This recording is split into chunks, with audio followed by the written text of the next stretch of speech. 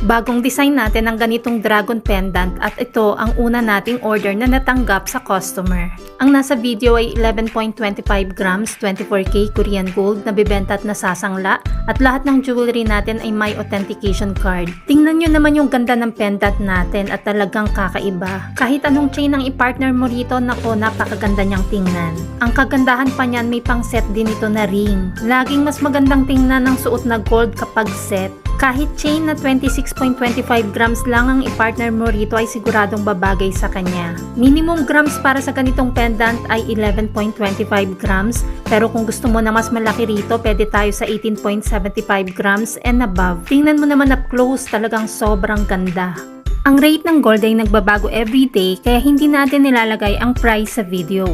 Kung gustong malaman ng updated price, mag-inbox kay Michelle Yu sa Facebook or follow Mabenta KR Jewelry sa YouTube or TikTok channel.